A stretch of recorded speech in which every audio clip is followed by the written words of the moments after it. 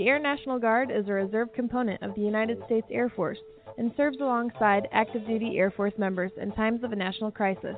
In addition, the Air Guard serves the state and local community in a wide range of capacities. The reason people join the Air Guard is as diverse as our members and includes such reasons as a deep desire to serve their country, money for college, travel, new job skills, and the pride that goes along with belonging to the greatest military organization in the world. I joined because I felt a calling to serve my country, but I didn't want to be far away from my family, so the Indiana Air National Guard was a perfect fit for me. With over 95 different career opportunities to choose from and 100% paid college tuition to any state-funded college, why not give us a call? Call 1-800-841-3103 or visit online at goang.com to find out more.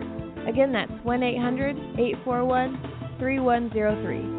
The Air National Guard, guarding America, defending freedom. Okay. I can't believe it. I've been playing 4-on-4 with a barbershop quartet. Pass the ball, pass the rock. We're open, just pass the ball. Nah, I can't believe how easy it was to save hundreds of dollars on my car insurance with Geico. Yeah.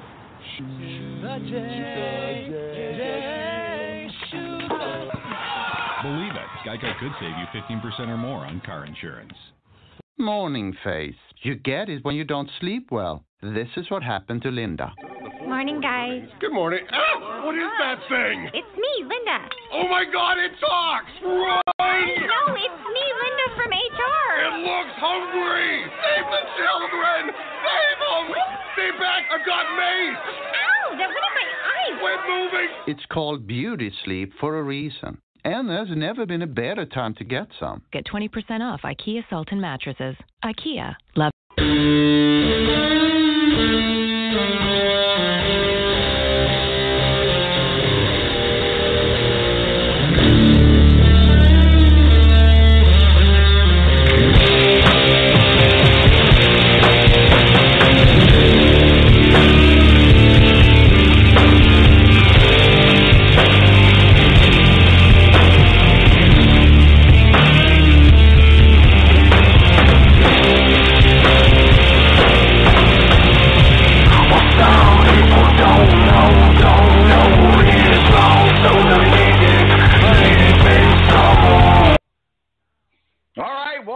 The balance. Thank you to Matthew Embury, WSBT up in South Bend, our official Indy Car contributor, helping us wrap up the Indy Car funny season. We're just a few short weeks away before we roll out into St. Pete. And, of course, next week we'll begin our NASCAR talk again with Steve Wilson of Speedway Digest. Man, time flies in the off-season in racing. NASCAR probably has the shortest off season, I think, in any of the sports. But joining us now, Riggin, our official college football contributor, calling us from the great town of Evansville, Indiana. How are you, sir? It's raining buckets here too, Tom. It's a good thing I have a pontoon. I finally have a lake house, brother. I finally have a lake house. My God. It started raining about 6 o'clock yesterday morning, and to my knowledge, it has not let up. And my dogs are enjoying it. They are turning it into a mud thing. So the whole thing of letting them out, now drying them off, getting the mud off of them. Right. It's a whole ordeal. Going to the basement, checking, make sure the sub pump's working. You know, my God, feel like I don't know, like we're in Asia or something. How you know how they've got those rainy seasons where it rains for months and weeks at a time. But there is light at the end of the tunnel per se. I think tonight around 9 o'clock it's supposed to stop raining. So we shall see. Well, one thing we do. It's going to get colder, right? Yeah, it is gonna. It's gonna chill down a little bit. But hey, that's Indiana for you, right? Those of us that live here know that the weather is what the weather is. Well, let's get into the big game coming up on Monday night. It's all climaxed. Here we are, the Battle of the Tigers. No real big surprises there. I think maybe we would have thought maybe some things could have gone a different way. Certainly, the committee got it right for the playoffs, and until we move to a different playoff type scenario, I think they got it right. So we ended up with the Clemson Tigers and the LSU Tigers. Let's start with the Clemson Tigers. Give us a review of them and what to look for on Monday night. My question is, though, does the winner claim get the rights to Death Valley? Because they both call their stadium Death Valley. So would the winner just – they're both Death Valley. So I don't know which one the right one is. I always thought LSU was the right Death Valley. But here lately, Clemson has been like one of the best teams in the country. So, but now they get to play each other for it. So I guess maybe the winner gets the title.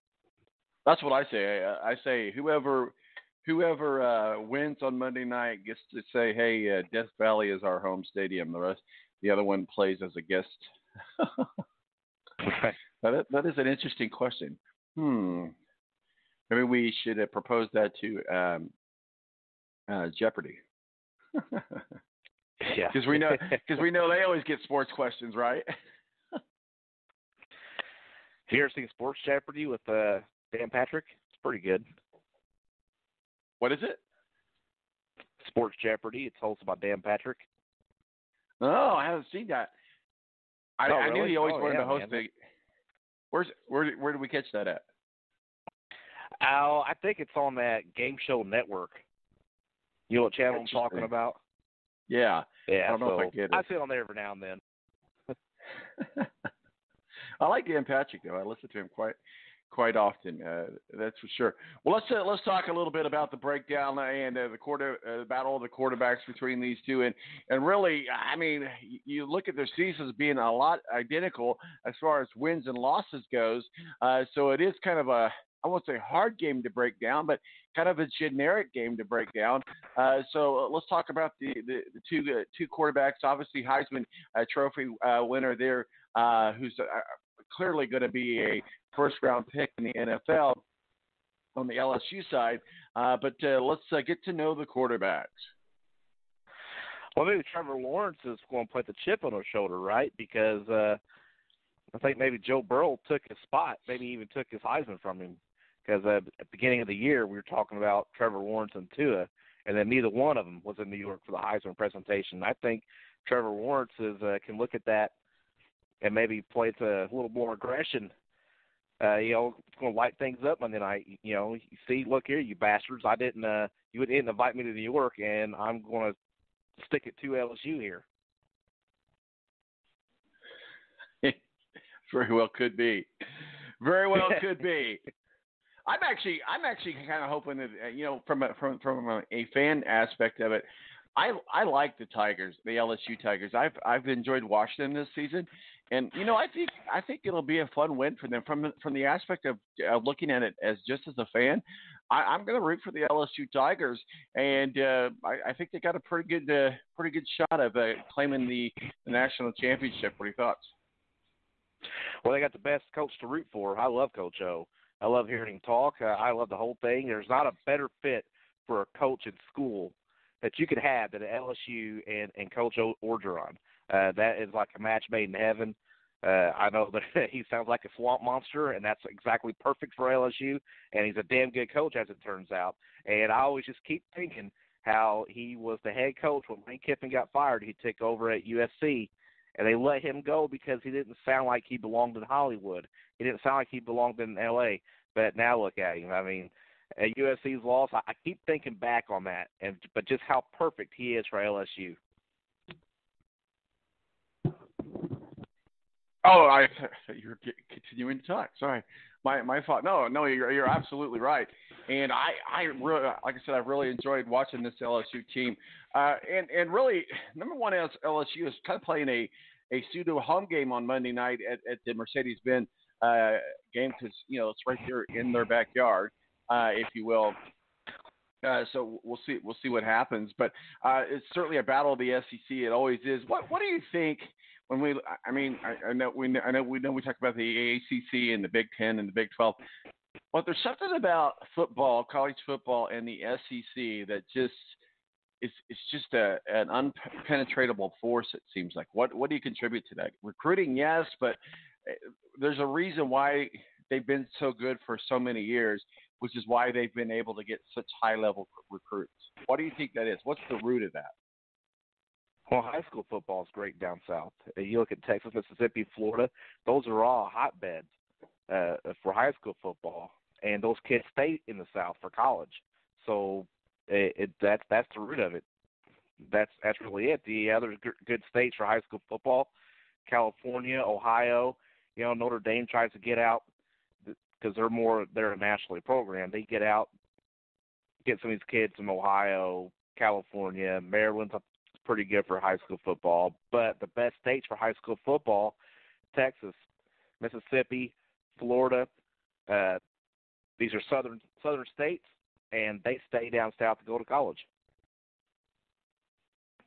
Well, and who doesn't like to play college football when in warm weather states? I think that contributes to it a lot, especially that adds to it a bunch. That's exactly right. It's not like it was back then.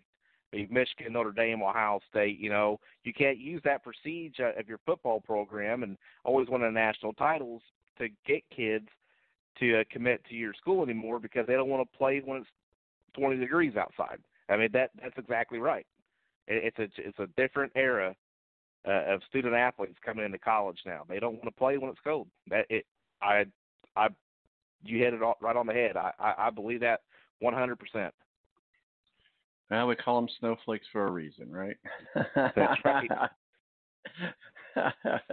Well, one thing we do know for sure, geography just plays into it. I mean, it is. It's all about geography anymore. Sure. It's not about what you did back in the 40s, 50s, and 60s with your football program and that whole everything that goes with that. It's geography goes into probably more than academics and everything anymore. Well, the Big Ten certainly. Ohio State gets its recruits. Michigan gets its recruit, and I think. I like to be positive here, but I think that we're beginning to see a sign of improvement for recruiting for IU football. Certainly, Tom Allen has did a great job down there. Did a great job this past year. So we'll see how that continues to play out. But one thing we do know for sure on Monday night, it's going to be one hell of a matchup between two of the top quarterbacks in college football. Obviously, Burrow and then Lawrence, both certainly. Both NFL caliber type quarterbacks as well. And Clemson has won two of the last three national championships, while LSU is looking for its first national title since Les Miles led them to the crown in the same building after the 2007 season. So this is going to be a big win for the LSU Tigers if they can make it happen. Any final thoughts on that? And I want to kind of get into some of these kids who are going into the draft and talk a little pre-draft from the college level, if you will, here in just a moment. But any final thoughts on the game on Monday night between the Clemson Tigers and the LSU Tigers? Well, I caught the end of what Matt Embury was thinking, and I actually agree with him. I think if LSU doesn't make the mistakes, like Matt Embury said, and he kind of stole my answer. This is one of the things I was going to say when I was coming on. If they don't make some of the mistakes and they don't get out of the character like Ohio State did, I think LSU wins this game easily by a couple of scores. So I know you're talking about Trevor Lawrence, Travis Etienne. That defense is fast and great for Clemson. But it's just for some reason this year, LSU has just been on a different level. They're playing at a different speed than everybody else. Their secondary is the best in the country, and they're going against Trevor Lawrence, who's one of the best quarterbacks in the country. But it comes down to Clemson's receivers and how they match up against Grant and Delpit in that great secondary for LSU, and I just don't see it getting done.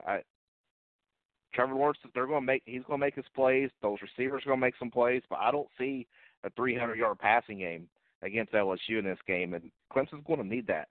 If they're going to win this game, they're going to play perfect, and that requires a 300-yard plus passing game from from Trevor Lawrence, and I don't see that against the secondary. Well, one thing for sure.